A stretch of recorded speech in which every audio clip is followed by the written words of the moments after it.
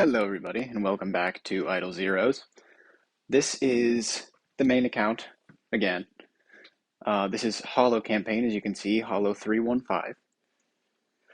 I just kind of had these clips, so I figured I'd show you them, even though it's not the purpose of today's video. Just in case you thought it was cool. See, the supporters are being not very supporty. They're being main carry-y in that I needed them to clear the stage by themselves because I obviously only have the 4 trans heroes. So I needed them to clear the stages, and I needed LFA to solo his, which was just a round 1 melodic strings nuke most of the time. But yeah, it worked out. We cleared Hollow 3-1. So that's cool. But we'll get on to the actual Chapter 5 business as soon as this one ends. But you can see these fights went on for quite some time. Basically, the damage came from monster buffs stacking every time that came around, and also Halora's Abyssal Corruption. So if damage accumulates enough, even a supporter can become a main carry hero. But so our lovely ladies here did a good job. Halora, Freya, and Elena. Wonderful job from them. But there we go. Holmes Young is the last to live, and now he is dead. So that's cool. Freya being the main damage dealer there. But moving on to Void Campaign Chapter 5. We are currently doing my super calculated setup for nukage. Basically, I have like 6 or 7 levels on Ankirimaru's house left untouched, even though I could max it out. And that is because that allows me to outspeed LFA if I put Mirror on Halora. So we can lay down some Abyssal Corruption for LFA so he can get a pretty big melodic strings active skill, which is rather fun. Almost 200 million power there. We have 200 million power with the proper build, but it doesn't really matter. Setting everybody up, Halora needs to outspeed, and actually now that she has upgraded Rezo gear, the speed gap isn't as wide, or is even wider now between Halora and LFA, so I can actually level Ankirimaru's house. I'm just realizing that. So that's actually pretty cool. But we use Halora's core here for some survivability. You'll see LFA gets the brunt of the damage there, already proccing Unbending Will. Not looking so good here. That was a bad nuke. So we're just going to die. Actually surviving the 4Cs mark for the first one, but then we get a basic off, give ourselves some buffs, which basically just means we kill ourselves. 4Cs is a very, very gross hero, but moving on, we try again. Much cleaner of a nuke there. 4Cs is dead, so the main threats are gone. Now we just have double Eos, double Ada to go, and it looks like this stage will go well without casualties, which of course we appreciate. But there we go, nuking it down. 527, done. Moving on to 528. We changed the setup here, if I recall correctly. I believe we're back to Rui Scepter, which still important as ever, by the way. Some people say that Rui isn't good on LFA later on. I can't express to you how much I disagree with that. Some waves, at least in my experience, would be impossible to do without Rui Scepter on LFA, because we just can't get we just don't fear, and we can't kill round 1 with melodic strings a lot of the time. So locking down the enemy team is the only way to do it. So yeah, don't sleep on Rui Scepter, ladies and gentlemen. It is awesome for LFA. Don't forget to give it a try, because sometimes it works out. There's actually a video on the channel called Rui Scepter for when melodic strings fails. And so it's basically me trying to nuke Vortex Dominator, and then we get hard stuck with melodic strings. And then eventually we put on Rui Scepter and we push way further. It's nice. It's a good artifact. just give it a shot. Give it a shot. You'll like it. Maybe. But 529, this is the same setup as 528, as you can see there.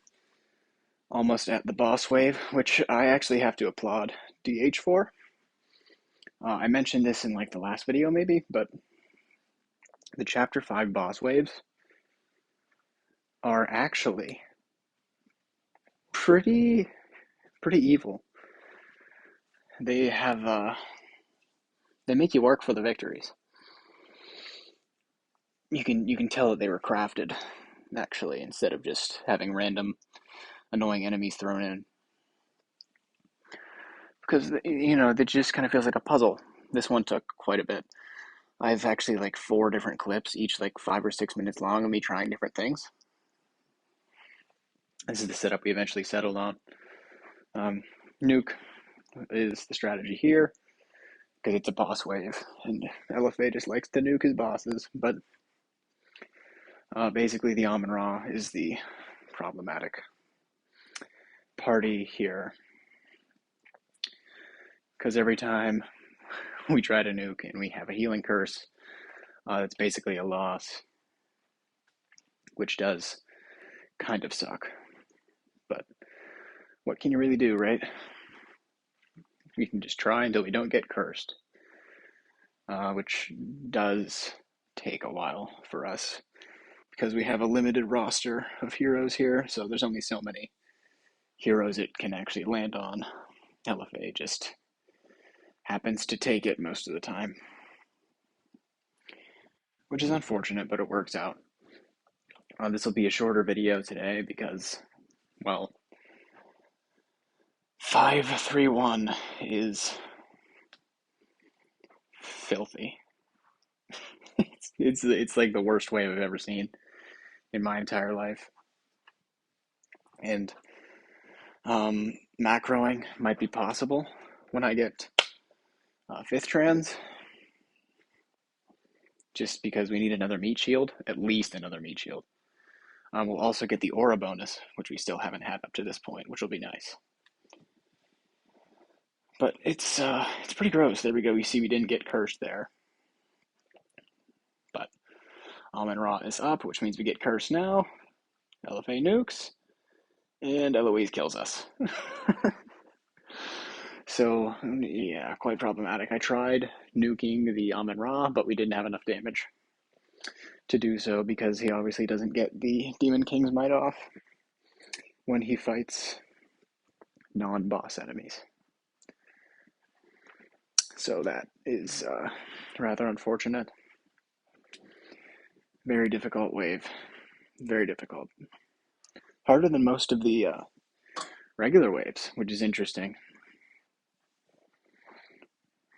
Because as you LFA users know, boss waves tend to be the breaks in Void campaign, when you can relax and rest easy and just watch LFA do his thing.